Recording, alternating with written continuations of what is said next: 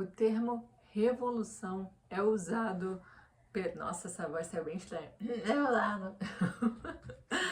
O termo revolução é um termo usado para várias coisas, para a transformação de várias coisas. A gente tem aí revolução industrial, revolução científica, revolução artística. E no budismo, o termo revolução humana é um dos términos mais ocupados nos estudos que a gente faz, né, nos encontros que a gente tem, mas também um dos mais importantes para a gente ter consciência e finalmente poder viver uma vida com base na revolução humana, poder viver uma vida melhor. Então, o que é a revolução humana? A revolução humana nada mais é que encarar os problemas de maneira corajosa, de maneira com uma posição não vitimista, né? Ou seja, eu vou fazer a transformação do meu próprio ego, que pode doer, na verdade sempre, transformar o ponto mais débil que eu tenho no meu caráter, que eu tenho às vezes na visão que eu tenho do mundo, para poder entregar para a sociedade, na verdade, no fim das contas, para mim mesma, uma pessoa melhor, né? E isso só beneficia a mim, como também a sociedade. Então, poder superar esse ego, no fim das contas, é uma transformação que a maioria das pessoas pode viver, vamos dizer assim, de forma natural. De acordo com o passar dos anos, a pessoa vai amadurecer e tende, pelo menos deveria, melhorar muitos aspectos do ego e começar a enxergar alguns defeitos, algumas coisas que deveria mudar, por simplesmente lógica da vida, né? Algumas coisas não estão dando certo, ou seja, eu tenho que mudar a mim mesmo. Só que quando a gente faz a nossa revolução humana, a gente não somente vai por esse caminho da lógica. Isso acontece da forma mais profunda do nosso ser, assim, lá do fundo, vamos dizer, do coração ou da alma. No momento que a gente está fazendo a recitação do Nam-myoho Renge Kyo, a gente se dá conta. Sabe quando tem aquela vergonha alheia, essa que é a vergonha de você mesmo, sabe? Aqueles pensamentos assim, caraca, dei mole. Então, isso acontece muito, principalmente quando a gente está fazendo Daimoku, porque o Daimoku justamente traz à luz os nossos demônios, né? Os venenos que a gente tem assim dentro do nosso ser e que a gente tem que transformar. Então, a revolução humana é justamente essa coragem de encarar os nossos defeitos. E isso tem, trazido para mim, muitos benefícios. Eu comecei a prática já tem mais de 10 anos e eu lembro que no início, uma das coisas que mais me chamou a atenção foi justamente ver como as pessoas se esforçam em ser melhores. Eu, em outro vídeo, explico por que eu sou budista, né? Por que eu decidi, mas eu lembro que um dos pontos em que eu não continuei praticando outras religiões, porque desde os meus 8 anos de idade eu pedia para minha mãe me levar em lugares para eu poder conhecer. Então eu pedi para minha mãe colocar no catecismo, né, na catequese, aí eu fiz crisma também. Enfim, eu tenho um outro vídeo detalhado sobre a minha jornada em outras religiões, né? E aí eu vi que no budismo, uma coisa que eu pelo menos não sentia em outras religiões, eu via que a necessidade de mudar é muito eminente, ela é muito forte. É uma necessidade do indivíduo, mas também é um incentivo constante da comunidade religiosa, né, do budismo da Gakkai. Então eu fiquei, caramba, pô, isso é diferente. realmente diferente. Não é dizer que as pessoas são perfeitas e que todo mundo que tá ali mudou e é, enfim, sua melhor versão. Não é isso, é sobre justamente a consciência de que necessitamos transformar para chegar na nossa melhor versão. E isso não, chegar na melhor versão não é uma linha de chegada em que chegamos ali e acabou. Não, é um processo que a gente sabe que é até a morte. Então, para chegar à morte, no momento da morte, poder abraçá-la, sabendo que durante essa jornada a gente conseguiu fazer a nossa revolução humana da maneira mais profunda e sincera e genuína. Então, isso que é a revolução humana, né? Então, quando eu comecei e vi tudo isso, eu obviamente não identifiquei muitos pontos de uma vez, como eu venho identificando o tempo inteiro, e não consigo mudar tudo de uma vez, assim, pelo menos é uma questão minha. Eu às vezes sento, né, de frente pro Goronzon e realmente estou orando para uma coisa muito específica, né? Do tipo, caramba, eu preciso ser mais paciente, por exemplo, que é uma coisa que eu não sou. E entender o tempo, entender ser paciente comigo mesma, ser paciente com o tempo dos outros, é uma coisa que me custa trabalho.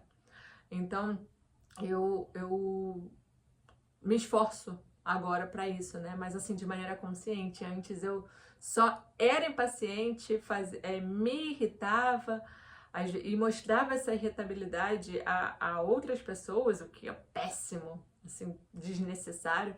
E hoje eu já tenho isso muito consciente, né? Isso é só um ponto, são vários que eu tenho. E esse é um ponto, vamos dizer assim, atual.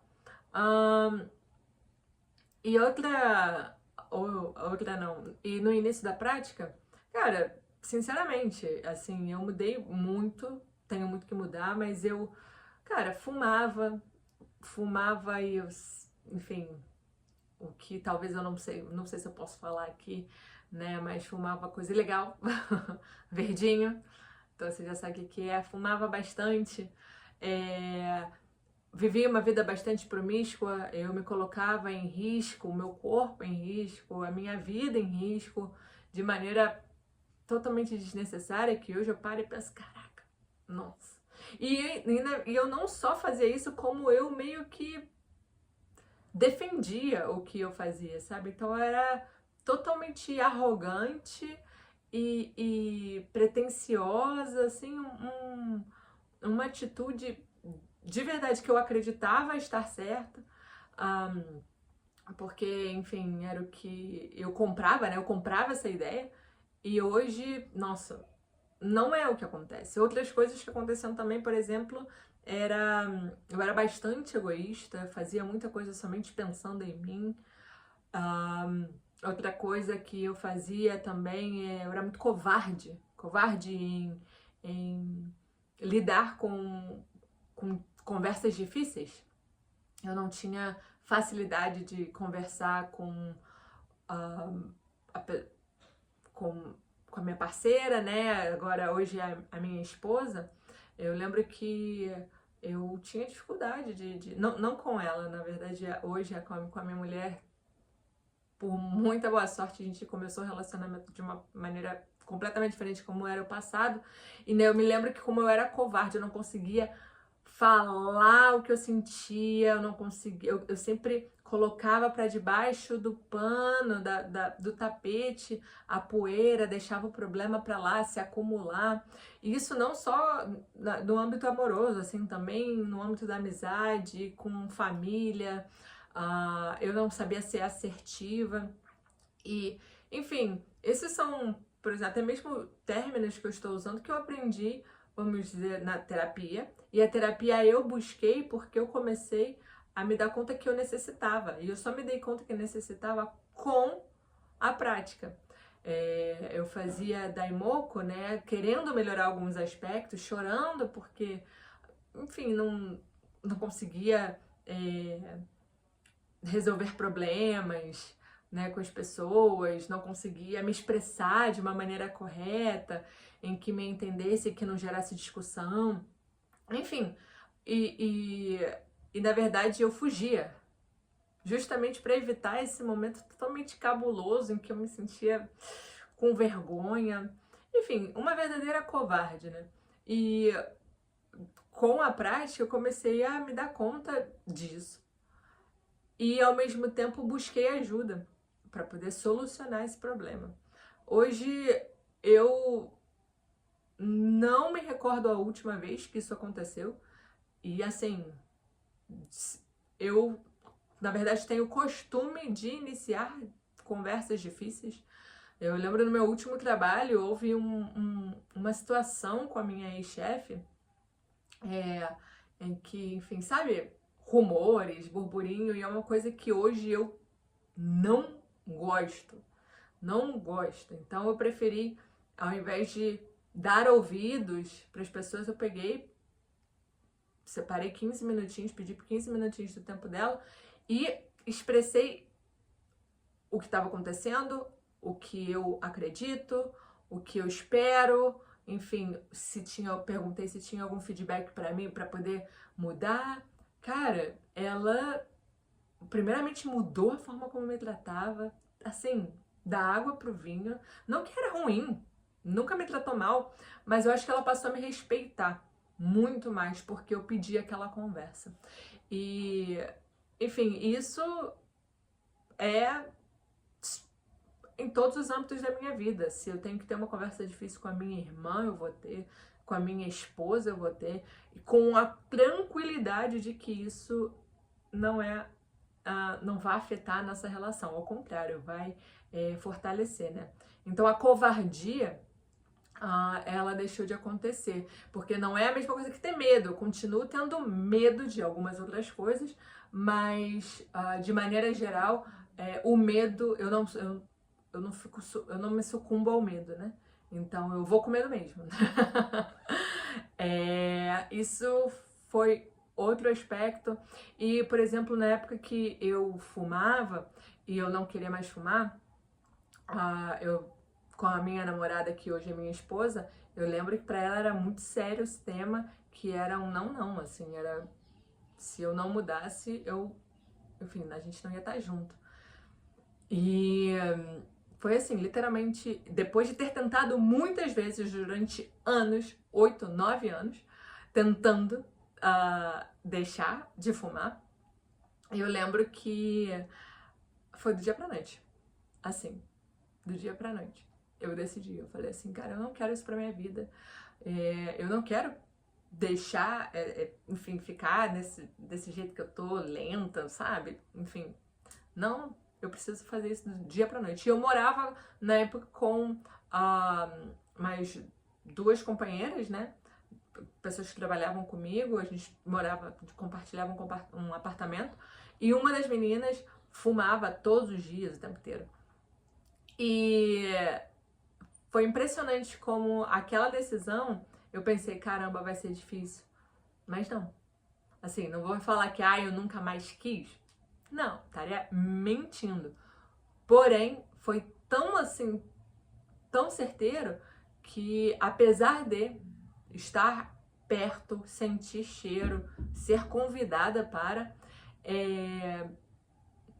nunca mais. Isso já vai fazer 5 anos esse ano, inclusive. Foi em 2020, setembro de 2020. E estamos em 2025. Seja lá quando você tá vendo esse vídeo. Então, também a falta enfim, de caráter em algum sentido, sabe? De ter uma facilidade de mentir. E hoje, cara, eu fico, puta, na boa, não. Assim, não vou tentar fazer um joguinho aqui para que fique tudo bem. Não.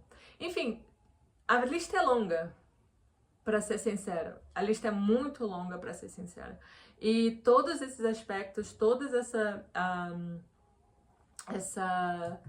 esses pontos que eu acabei de elencar, eles vieram de verdade através da minha prática. Assim, eu sentada diante do Gohonzon, refletindo sobre como eu quero conquistar alguma coisa, e no momento uma coisa que eu tenho assim muito clara com a prática é que para a gente conquistar algum objetivo, a gente precisa ter algum esforço ali, né?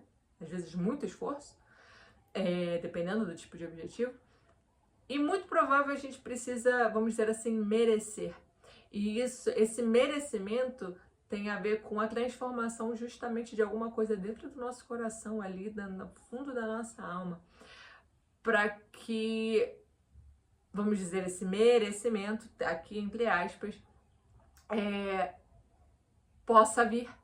Então, essa transformação, essa minha revolução humana, essa minha compreensão do que eu tenho que mudar e dois, a coragem para mudar, ela faz com que a minha vida se transforme. Não só como eu ajo, mas obviamente em como as coisas, como eu percebo e como as coisas acontecem na vida, porque a gente sabe que ação e reação, né? Toda causa tem um efeito. Então, se eu transformo a minha vida, eu faço a minha revolução humana, eu identifico um problema dentro de mim, do meu coração, do meu caráter, e eu transformo ele, em consequência, as minhas causas a partir dessa transformação serão muito melhores, serão mais sábias. Então, é óbvio que eu terei efeitos positivos a partir daquilo. Enfim, então não tem decisão melhor para fazer do que fazer a sua revolução humana, do que traçar essa jornada que vai ser até o final da vida, de maneira corajosa, digna, para que a gente possa abraçar a morte sem arrependimentos, né? Com um sorriso no rosto.